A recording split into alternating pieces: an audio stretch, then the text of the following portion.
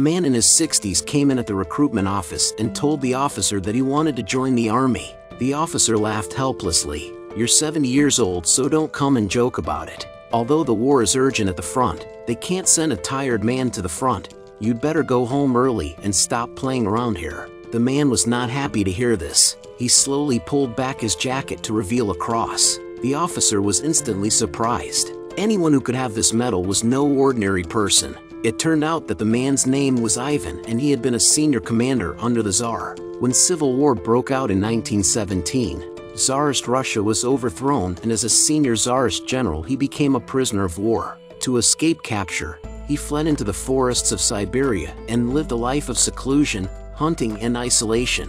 It was only a few days ago that his peaceful life was shattered by the appearance of some thieves. He was about to question them with his gun when suddenly, a man came out from the side. He didn't hesitate to shoot. Immediately afterwards, another one rushed up behind him. Ivan blocked the other man's fork with the barrel of his gun, but in the end he was not as strong as the other man and his gun was knocked out of his hand. The thief took the opportunity to pick up the shotgun. At that moment, a sharp axe plunged into his chest. The man next to him was shaking with fear, and he felt that this man was no ordinary man. Ivan did not kill him, as he did not look like a bad man.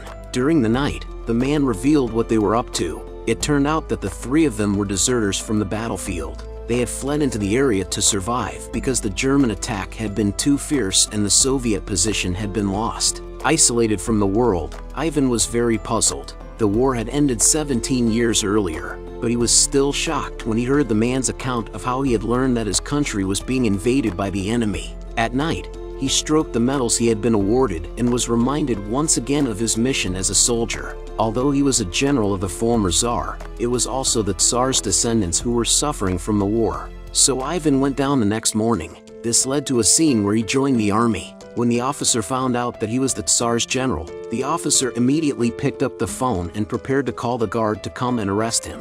Ivan felt that he had been insulted and he was very angry.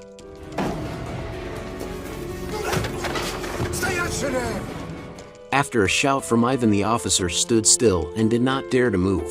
Ivan had wanted to join the army and kill the enemy, but he hadn't expected to make such a big noise. He shaved off his long hair and beard, which he had worn for 17 years, changed into some clean clothes, and left the area. He rode his horse along the road. He wasn't trying to escape. He was planning to take the train and blend in with the army. After saying goodbye to the horse he had been with for so many years, he climbed aboard a passing train without a second thought. He looked back at the distant war horse and felt a little sad. He had a lot of reluctance but decided to go to war. That is what a man should do, and that is the spirit of a people that must never be lost. Ivan finally blended into the carriage, but he didn't expect it to be full of soldiers heading for the front. In order to conceal his identity, he tries to fit in by talking to the soldiers. No one suspects his identity. At night, however, one of the soldiers slowly came up to him and whispered to him that he should stop reading the newspapers, that all the propaganda there was false. The German weapons were very powerful and we would be insignificant casualties if we went. Ivan understood what he meant. He was planning to become a deserter. The soldier wanted Ivan to escape with him. He pulled out Ivan's medal box. It turned out that he had picked up Ivan's medals knowing that he was a former Tsar's subordinate and used them as a threat to join him as a deserter. Ivan did not refuse, nor did he agree. He went to the car door and said he would discuss his escape plan, just as he was lighting a cigarette. A scream woke the sleeping soldiers. The officer questioned them about what had happened. Ivan calmly said that a soldier had jumped out of the car and fled in fear of the war. The officer was a bit nervous after hearing this. A deserter in his squad was a responsibility for which the officer was responsible under the system of the day. In order to escape this responsibility, he decided to ask Ivan to take the place of the deserter. But Ivan had no papers, and the officer hurriedly asked the soldiers to take him to get replacement papers. But by coincidence, they bumped into the brigadier on the way. The brigadier recognized Ivan. Ivan shook his head repeatedly and told him not to reveal his true identity. It turned out that the two men had been comrades in arms during the Tsarist period. When the civil war ended, Ivan fled into the Siberian mountains and the brigadier was arrested and imprisoned until the war broke out again and he was released to return to the battlefield. Ivan was happy to say that now we could fight side by side again. But the brigadier said that we had all been Tsar's men before and the Soviet government had always treated us as enemies. He could not back down. But you are so old that you could have lived out your life in peace, so why are you out fighting again now? Ivan retorted. How can he live out his old age in peace when the enemy has reached Moscow? If I can hide in the mountains, should our children and grandchildren hide in the mountains? As a soldier, is it not our mission to defend our country? Are the Soviets not our compatriots now? The brigade commander was very humbled by the question. He immediately helped Ivan to get a soldier's card with a changed name. At last, Ivan was finally able to go to war with his name. The battle was fierce. The German artillery fire was so heavy that the Soviets could not lift their heads. The soldiers in the positions suffered heavy casualties. But Ivan, being too old, was not placed on the front line and was only responsible for the logistical transport of ammunition. The German fire was getting heavier and heavier. Ivan saw that the war was about to be lost, but he could not kill the enemy, which made Ivan very angry. But the squad leader said that you were too old and that not only would you not be able to kill the enemy, you would also be a drag on your comrades. You should stay in logistics. That day, Ivan and a nurse were delivering medical supplies when a German warplane suddenly appeared in the air. Ivan pushed the nurse off and ran wildly.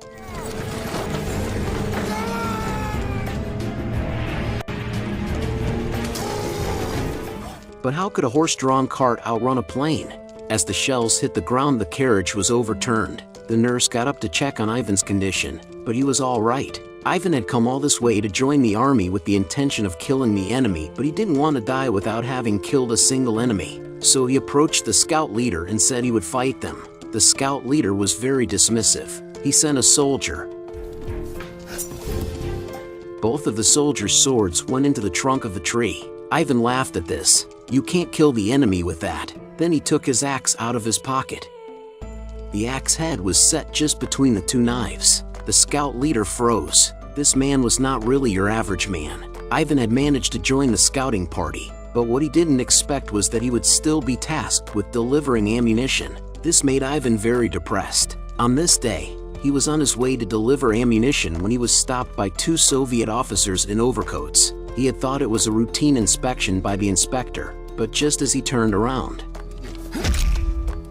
by the time he awoke from his stupor, he had been taken to a temporary German stronghold. Suddenly, several German soldiers appeared. It was then that he reacted to the fact that the so-called governors he had just seen turned out to be German troops in disguise. They were units of the German SS Skull and Bones Division who had come to reconnoiter the Soviet arsenal. The German officer raised his gun and threatened to make Ivan reveal the location of the arsenal. He obliged. The German soldier smiled triumphantly. He didn't expect the old man to be obedient. He then took out the map and prepared Ivan to mark it. Ivan's hand slowly reached into his clothes and suddenly, the officer's head fell off. Then he killed 3 more soldiers very easily. Just then, 2 German soldiers on patrol returned. Ivan crept around behind the soldiers and managed to kill them. He then threw a couple of grenades to kill the sleeping Germans. The sentry rushed back at the sound of voices, which finally unleashed the anger Ivan had been holding for 17 years. He carried his axe and went on a massacre through the German barracks.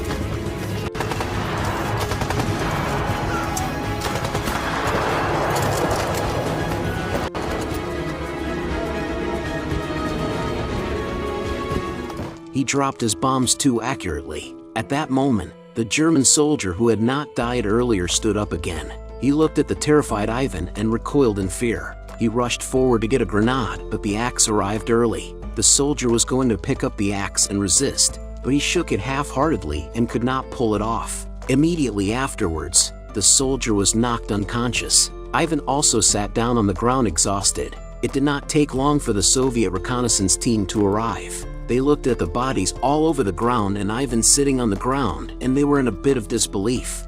Ты что, дед? Ты их всех? Сам? Их всех? Не всех. Один живой должен быть.